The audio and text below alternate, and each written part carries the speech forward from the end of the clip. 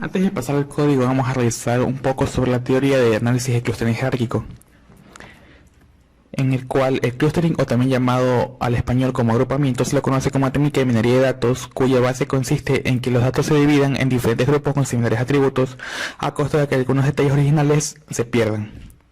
La técnica llamada clustering jerárquico se caracteriza por acompañarse de un dendrograma o un árbol que trata de representar las relaciones de similitud que poseen los elementos de la área tratada.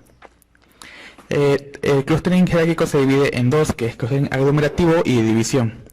El clustering aglomerativo empieza con un número de clústeres iguales al número de objetos únicos encontrados en los datos. Luego se busca formar grupos con los que ya se tiene, teniendo en cuenta los atributos similares que se encuentren. El clustering aglomerativo se tiene en cuenta los tipos de fusión, que son linkage simple, linkage completo, promedio entre grupos, método del centroide, método de la mediana y método de Ward. El clúster de división es un tipo de clúster que consta en ir dividiendo los clústeres según no se vayan cumpliendo los criterios de similitud entre los objetos analizados. Para los tipos de fusión de clúster de división se tiene el linkage simple, el linkage completo, promedio entre grupos, método de centroide, método de la mediana, método de Ward, análisis de asociación y detector automático de interacción. Para el clustering jerárquico también se debe tener en cuenta las métricas, que son las con las que vamos a realizar la matriz de similaridad, con el cual vamos a poder juntar las diferentes medias para formar los dendogramas. Las fórmulas para el cálculo de la métrica para la formulación de la matriz de similitud varían, ya que los datos pueden encontrarse en una distancia relativamente lejana para un dato y cercano para el otro. Por aquella razón se debe usar la misma métrica para realizar el agrupamiento jerárquico. Entre las métricas se tiene lo que es la distancia euclidiana, la distancia euclidiana cuadrada, la distancia Manhattan, la distancia máxima, la distancia Manjalov-Hobbies y la distancia de similaridad coseno. Ahora se va a realizar lo que es herramientas o técnicas de clustering o de agrupamiento en lo que es PySpark. Lo primero que se hace es buscar una data sobre la cual trabajar. En este caso tenemos las datas series temporales que se encuentra en el directorio de archivos en lo que es Hadoop. Ahora vamos al código, en lo cual tenemos el primer código, que va a ser FindSpark, que se usa para encontrar lo que son las sesiones de Spark dentro de Jupyter. Asimismo, findspark.init para comenzar lo que son los comandos. También se importa la librería de PySpark para lo que son las funciones y las sesiones. Se guarda en la variable DSC el contexto de la sesión de Spark. En este caso tenemos la aplicación que se va a llamar clustering y el maestro, que en este caso es yarn, para lo que son los recursos del clúster. En la variable Spark se guarda lo que es la sesión. En este caso vamos a crearla con el comando getCreate. Luego en la variable de ruta guardamos donde está ubicado nuestro archivo en el HDFS. En este caso es /archivos /data series temporales.csv, siempre con el formato del archivo que vamos a trabajar. Asimismo se especifica qué tipo de archivo estamos llamando, que en este caso es file type csv. Asimismo se coloca un esquema inferido, en este caso no estamos usando uno, por lo cual se coloca falso. Y aquí en la variable de la primera fila es cabecera, se ponemos true, debido a que es la primera fila, tenemos indicado cuáles son los nombres de las filas. Entonces, de las columnas, disculpen. El delimitador del CSV va a ser en este caso las comas, y comenzamos con la lectura del CSV, que en este caso se realiza con el Spark Read Format, en el cual se coloca el tipo de dato, luego el esquema inferido, que en este caso es falso, la cabecera, que es true, y el delimitador, que es coma, asimismo con cada uno de los atributos que tiene esta función. Y luego se carga la ruta. Para saber si se ha colocado correctamente, se ha cargado correctamente los datos, se coloca la función datos.show, mostrando el siguiente resultado, donde vemos que están todos los datos de nuestro CSV. Aquí solo muestra las 20 primeras filas. Luego, para colocar solo las columnas numéricas, que son las que importan, ya que son las que se van a procesar con los algoritmos de clustering, se coloca cuáles son las columnas numéricas, que es, en este caso es edad de usuario, bici, ciclo, estación retiro, ciclo, estación arribo. Ahora importamos de la librería de PySpark.sql las funciones, las cuales las vamos a colocar con un alias de f. Y convertimos las columnas que son numéricas al tipo decimal para poder trabajar con ellas. Con lo que es el datos.select llamamos a las columnas desde la librería de función, que en este caso se llama con F, y se las convierte a integral, con un alias de C para columnas numéricas. Luego hacemos la función de dtypes con la variable de datos numéricos, que es donde guardamos las columnas con datos numéricos, para saber cuál es el tipo que tienen embebido ahora. En este caso podemos ver que todas las columnas numéricas ahora son del tipo int. Ahora lo que se hace es convertir el data frame que tenemos a lo que es la librería Panda, para poder trabajar con los algoritmos de clustering. Entonces, en la variable de datos P se coloca el siguiente comando, que es datos numéricos, que es la variable donde tenemos guardados las columnas, a tu pandas. Y así para comprobar que está en Panda, ahora el dataset, colocamos la siguiente función, que es datos.p.head, y nos muestra las primeras 5 filas del dataset que tenemos. Como podemos ver en el formato de la tabla, ahora está en lo que es un formato que puede leer la librería pandas. Ahora se eliminan las filas que tengan valores nulos, ya que se está haciendo un merge entre las librerías, entre un dataset de Spark a pandas. En este caso se coloca datos P, que va a ser igual al mismo datos P, pero en este caso con la función dropNA, el axis 0, para borrar lo que son las columnas. Ahora se van a contar los datos para saber cuántos datos tiene nuestro dataset. Podemos ver que tiene 3.671.919 datos. Y todas estas columnas son del tipo int64. Ahora que ya se tiene lo que es toda la data tratada, se va a tratar de hacer un algoritmo de clustering para mostrar lo que es un dendrograma, para poder ver cómo se estructura lo que es las diferentes agrupaciones de los datos. Entonces lo primero que se hace es importar la librería pandas con el alias pd, la librería numpy con el alias np. Luego se importa también la librería matplotlib pyplot, que es para dibujar, con el alias plt, y también la librería de spicy, que es cluster hierarchy, es clúster jerárquico, en la cual importamos el dendrograma y el tipo de fusión que vamos a llamar. Entonces ahora sí, llama a la matriz. En la variable matriz vamos a llamar lo que es la forma uniforme de lo que es la tabla que tenemos, en este caso de un tamaño de 42 con una distancia de 10 cada uno. También se va a identificar o se va a determinar cuál va a ser el tipo de fusión que vamos a usar.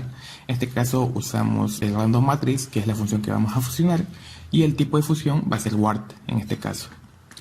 Ahora lo que se hace es colocar en una lista las etiquetas que vamos a usar, que va a ser la edad de usuario. Y aquí en este caso se cuentan para saber cuántas columnas van a ser. Luego en PLT, que es ya la figura, se coloca cuál va a ser el tamaño de la figura, el título, que en este caso es un cluster jerárquico que va a ser truncado debido a que nos va a mostrar todos los datos que existen dentro de la data, ya que son más de 3 millones, y las etiquetas del eje Y y el eje X, que va a ser en este caso códigos y distancias.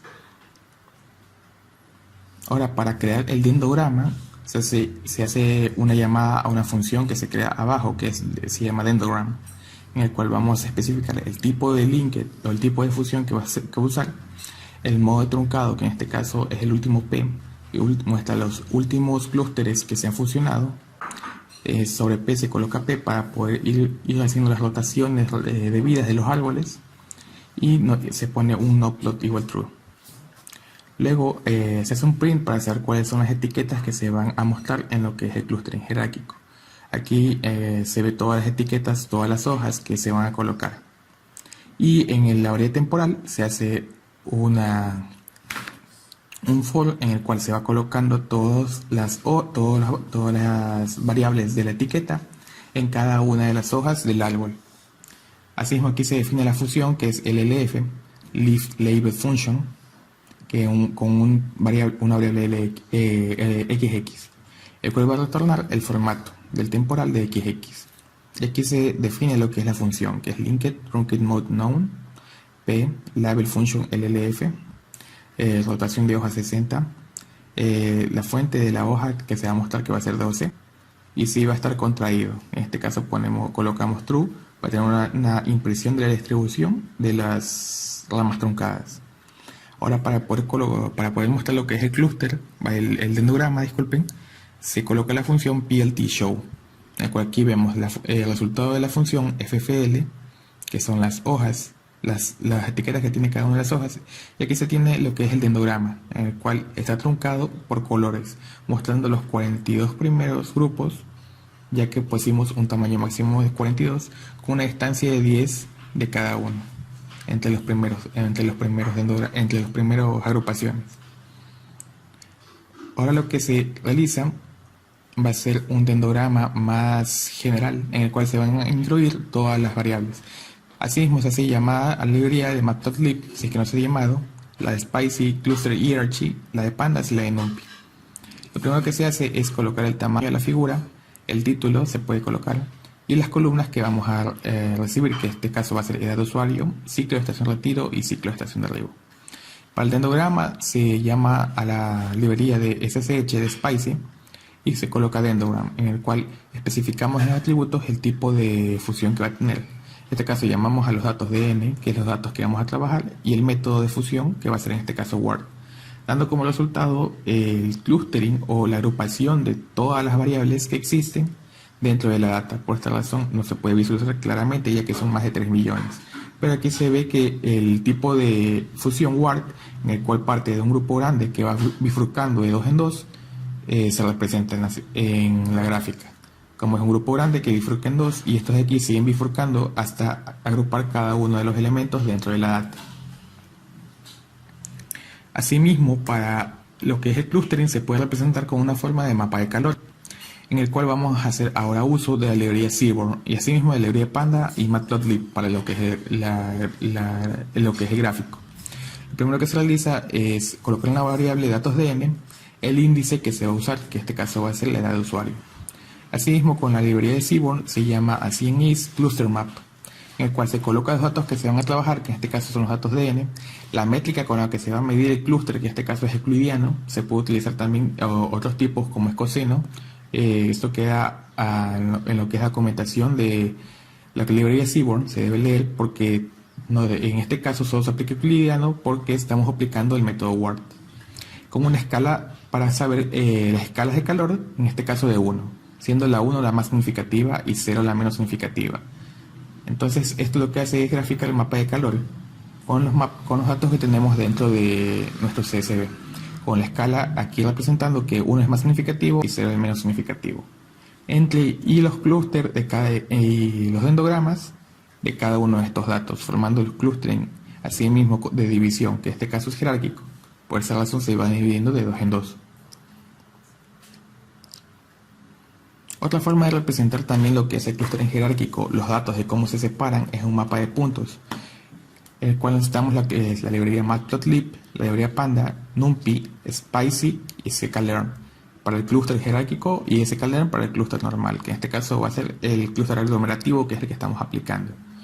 Para al realizar el clúster aglomerativo, lo que se hace es ejecutar la siguiente función, que es agglomerative cluster, en el cual se coloca el número de clústeres, lo cual no es obligatorio en lo que es clustering jerárquico debido a que no tiene una estructura definida por grupos, ya que estos se van formando dependiendo del algoritmo como va avanzando, la afinidad o la métrica que va a ser euclidiana y el tipo de fusión que va a ser word.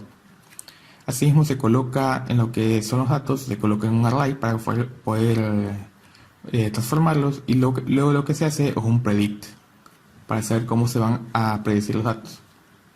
Ahora lo que se hace es la figura, colocarla con un fixed size, un 17, 10 de altura, 7 de ancho, y un PLT scatter, que es scatter ya es el gráfico de puntos que existe dentro de la librería de PLT, en el cual colocamos la matriz de los datos, en el cual tenemos datos 0, datos 1, en este caso va a ser las dos primeras filas de los datos, el cluster labels que está guardado en C, y el CMap que va a ser Rainbow para indicar el tipo de colores que va a tener el gráfico. Y aquí abajo se puede ver lo que es el mapa de puntos con la distancia que existe entre cada una de las variables, siendo esta es la variable 1 y esta es la variable 2, para saber cuál es la distancia que existe en cada uno. Como se puede ver, existen 5 grupos, ya que hay 5 colores dentro del gráfico, en el cual el grupo 2 y el grupo 3 existe una diferencia o una distancia de más de 2000 puntos. Una vez ya se ha acabado de calcular lo que es el clustering, lo que se debe hacer es cerrar la sesión de Spark, lo cual se puede hacer con el comando de Spark Stop y Quit. Y así se ha explicado lo que es clustering dentro de lo que es Spark, en lo cual consiste básicamente en transformar la librería Pandas.